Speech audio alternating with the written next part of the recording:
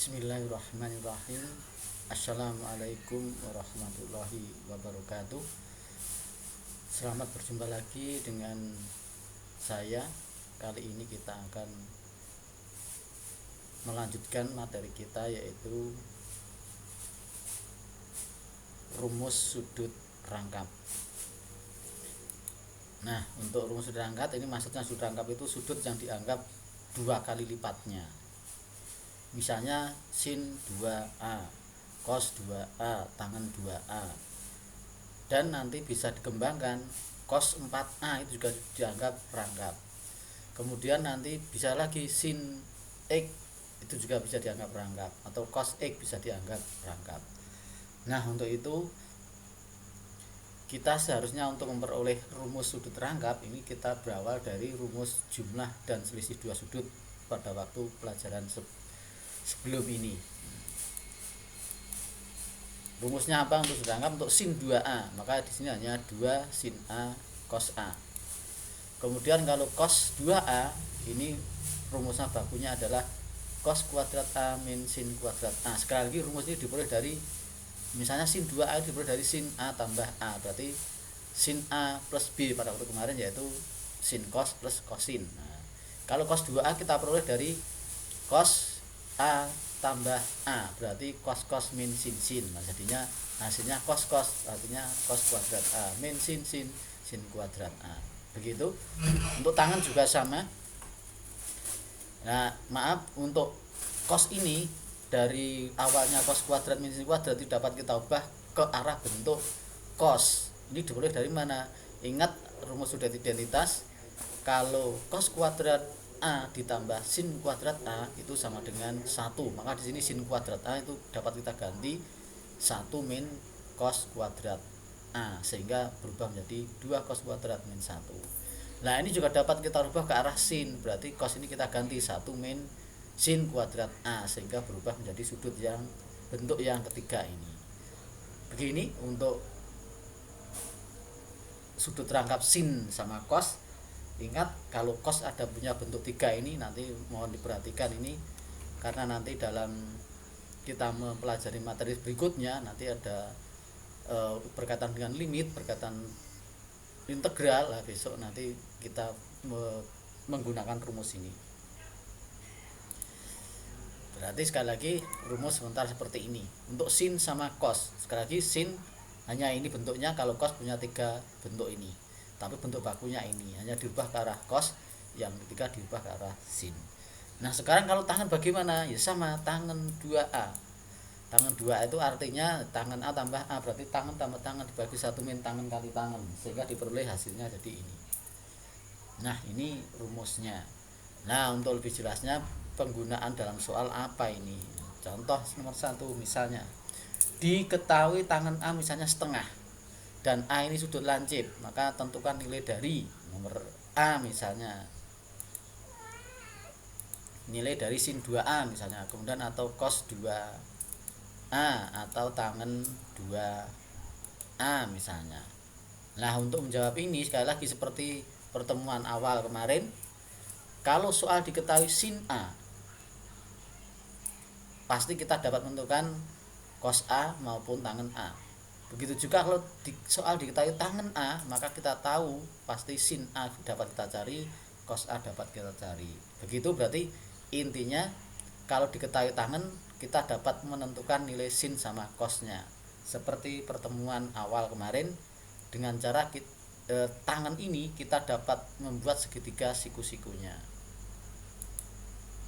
Nah, ini dari sini kita dapat menentukan segitiga siku-sikunya seperti ini. Misalnya sudut A itu di sini, misalnya bisa di sini, tapi jangan di sini saja misalnya. Maka kalau sudut A-nya di sini, maka sisi depannya itu adalah ini. Ingat, tangan itu bisa depan samping, berarti depan ini 1, berarti depan ini 1. Nah, sisi depan ini adalah 1 dan samping ini adalah 2. Samping ini adalah 2. Nah, menurut Pitagoras, maka di sini sisi miringnya adalah 1 kuadrat ditambah 2 kuadrat di akar, jadinya akar 5. Akar 5. Nah, seperti ini. Nah, dari sini maka kita tahu sin A, sin itu Demi depan miring berarti 1 per akar 5. Cos A berarti sami samping miring 2 per akar 5. Berarti kita tahu dari sini sin A nya adalah 1 per akar 5, cos A nya adalah 2 per akar 5. Berarti sin 2A bisa dicari, cos 2A bisa dicari, tangen 2A bisa dicari. Demikian, lanjut.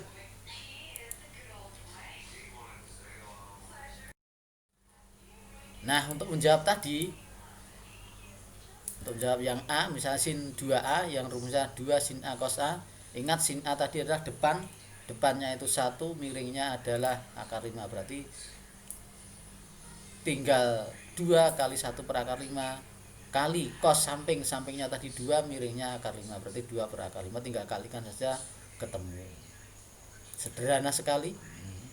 Berarti ketemunya jadinya 2 kali 1 kali 2 berarti 4 per akar 5 kali akar 5 5, berarti 4 per 5.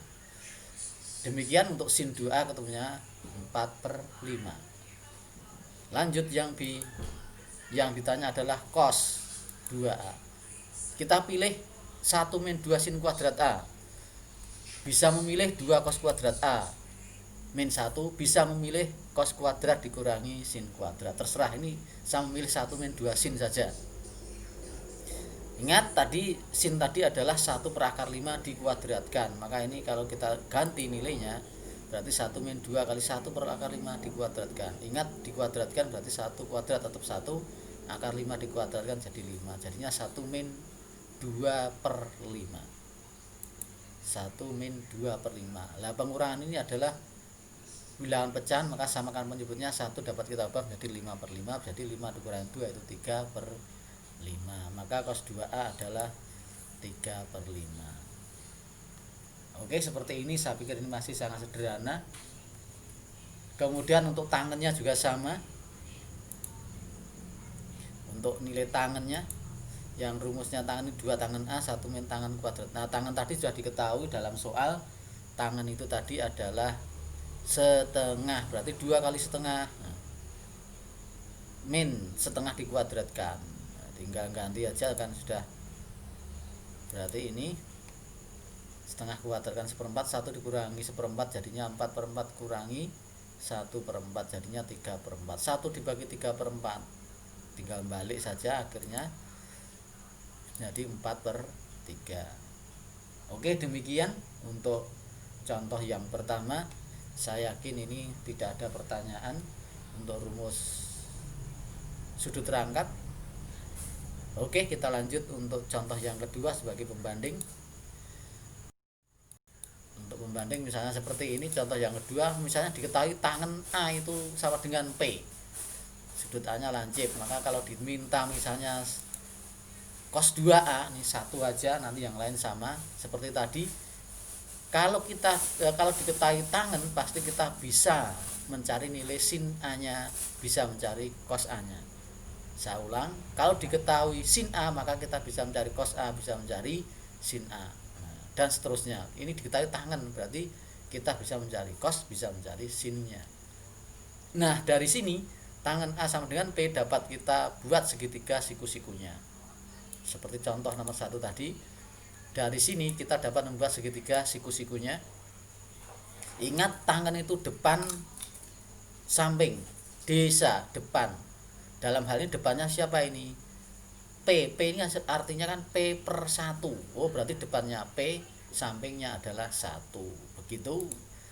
Berarti ini kalau ini depannya itu P, maka sampingnya adalah 1. Menurut Pitagoras, maka sisi miringnya adalah P kuadrat ditambah 1 kuadrat di akar. Nah, sehingga sisi miringnya ketemu.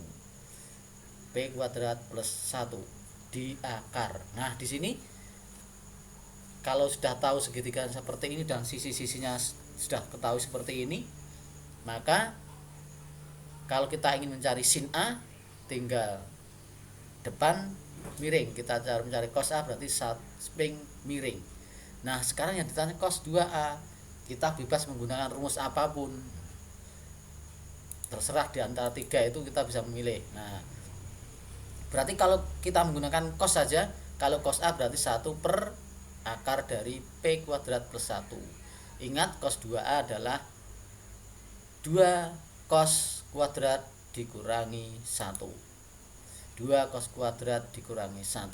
Nah, berarti cos A ini dikuadratkan, artinya 1 per akar dari P kuadrat plus 1 ini dikuadratkan.